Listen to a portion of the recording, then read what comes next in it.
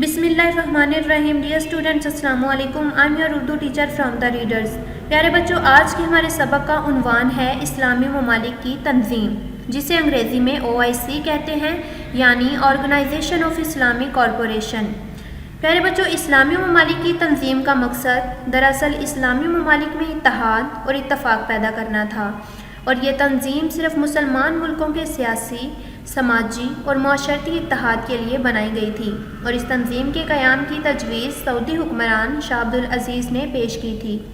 اس تنظیم میں مشرق وسطیٰ، شمالی، مغربی اور جنوبی افریقہ، وسط ایشیا، یورپ، جنوب مشرقی ایشیا، بر صغیر اور جنوبی امریکہ کے 57 مسلم اکثریتی ممالک شامل تھے.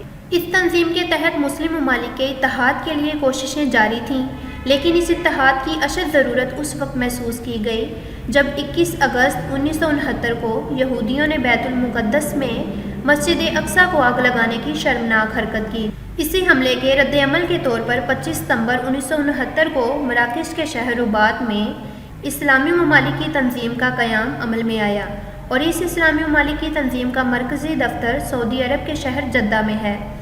جی پیارے بچوں، مسلم اقوام کا اتحاد مسلم امہ پر فرض ہے، کیونکہ قرآن پاک میں بھی جا بجا اختلافات اور تفریق سے روکا گیا ہے، اور اخوت کو قائم رکھنے اور مضبوط بنانے کا حکم دیا گیا ہے. ارشاد باری تعالیٰ ہے، اللہ کی رسی کو مضبوطی سے تھامے رکھو اور تفرقے میں نہ پڑو. اسلام ایک عالمی دین ہے، اور اس کو ماننے والے عرب ہوں یا عجم، گورے ہوں یا کالے، کسی بھی قوم یا قبیلے سے تعلق رکھتے ہوں، مختلف زبانیں بولنے والے ہوں، سب بھائی بھائی ہیں، اور ان کی اس اخوت کی بنیاد ہی ایمانی رشتہ ہے. اور اس سبق کے تدریسی مقاصد بھی یہی ہیں کہ بچوں کو اتحاد اور بھائی چارے کے مفہوم سے آگاہ کرنا، بچوں کو بتانا کہ اسلام نے مسلمانوں کے باہمی تعلق کو بہت اہمیت دی ہے، بچوں کو اسلامی ممالک کی تنظیم کے پس منظر اور پیش منظر سے متعارف کروانا. اور آئیے اب ہم الفاظ معنی پڑھتے ہیں. نیک فعل، اچھا سکون، فقدان، کمی، تنازع، جھگڑا، فساد یا رنجش، ذخائر، ذخیرہ کی جمع، خزانہ یا کوئی چیز جمع کرنا. مقتدر، اقدار رکھنے والا یا اختیار رکھنے والا. تاکید، اصرار یا بار بار کہنا. از سر نو، نئے سرے سے یا دوبارہ. آئیے پیارے بچوں، اسلامی ممالک کی تنظیم کے متعلق تفصیل سے پڑھتے ہیں. مسلمان قوم دنیا کی واحد قوم ہے جو ایک کلمے سے بندھی ہوئی ہے، ایک خدا، ایک رسول صلی اللہ علیہ وآلہ وسلم اور ایک کتاب کے ماننے والوں کو ہمیشہ سے ایک ہی قوم بننے کی تاکید کی گئی ہے. علامہ اقبال رحمۃ اللہ علیہ نے کہا تھا، ایک ہو مسلم حرم کی پاسبانی کے لیے، نیل کے ساحل سے لے کر تاب خاک کاشغر. 20ویں صدی کے آغاز اور پہلی جنگ عظیم کے بعد اسلامی ممالک کے اتحاد کی اشد ضرورت محسوس کی گئی. اشد نہایت ضروری. اس اتحاد کے مقصد کے حصول کے لیے اسلامی کانفرنس کی تنظیم کی بنیاد رکھی گئی تھی. اس تنظیم کے قیام کی تجویز سعودی حکمران شاہ عبدالعزیز نے پیش کی تھی، اور اس کا پہلا اجلاس 1926 میں مکہ مکرمہ میں بلایا گیا. دوسرا اجلاس 1931 میں ہوا، اور بیت المقدس کو اسلامی تنظیم کا صدر دفتر بنانے کا فیصلہ کیا گیا. بعض وجوہات کی بنا پر یہ تنظیم زیادہ عرصے تک متحرک اور فعال نہ رہ سکی. متحرک، حرکت دیا جانا، فعال، مؤثر.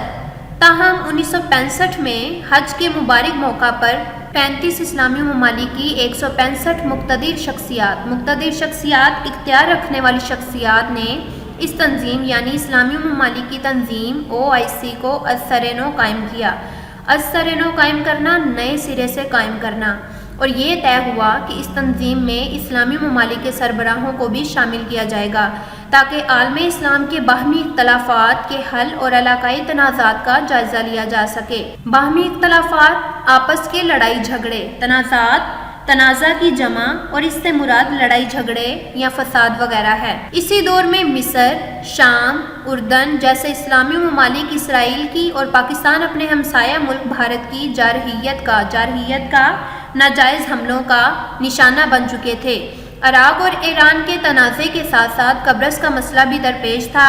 چنانچہ مکہ مکرمہ میں ہونے والا یہ اجلاس پوری مسلم امہ کے لیے نیک فعال ثابت ہوا۔ مسلم امہ، مسلمان امت نیک فعال، اچھا یا بہتر ثابت ہوا۔ دنیا میں پائے جانے والے مسلم ممالک کے اتحاد کے لیے کوششیں جاری تھیں کہ اسی دوران میں ایک غیر معمولی سانحہ پیش آیا۔ سانحہ، صدمہ پہنچانے والا واقعہ۔ اگست 1969 میں یہودیوں نے مقبوضہ بیت المقدس میں مسجد اقصیٰ کو آگ لگانے کی شرمناک حرکت کی۔ اس المناک سانحے، المناک دردناک سانحے نے پورے عالم اسلام کو غم و غصے کی کیفیت میں مبتلا کر دیا۔ کیفیت، حالت۔ چنانچہ مسلمانوں میں یہ احساس شدت اختیار کر گیا کہ دنیا کے تمام مسلم ممالک کا ایک پلیٹ فارم پر متحد اور یکجا ہونا، اکٹھا ہونا وقت کی اہم ضرورت ہے۔ 1969 میں مراکش کے شہر رباط میں مراکش کے شاہ حسین کی صدارت میں اسلامی ممالک کی تنظیم کا پہلا اجلاس منعقد ہوا۔ اس اجلاس میں 24 اسلامی ممالک کے سربراہان شریک ہوئے تھے، اس لیے اس کانفرنس کو پہلی اسلامی سربراہی کانفرنس کہتے ہیں۔ اس تنظیم کا دوسرا اجلاس 1974 میں وزیر اعظم پاکستان ذوالفقار علی بھٹو کی صدارت میں لاہور، پاکستان میں منعقد ہوا۔ پنجاب اسمبلی ہال، لاہور میں منعقد ہونے والے اس اجلاس میں 40 اسلامی ممالک نے شرکت کی۔ اب تک اس کانفرنس کے متعدد اجلاس منعقد ہو چکے ہیں۔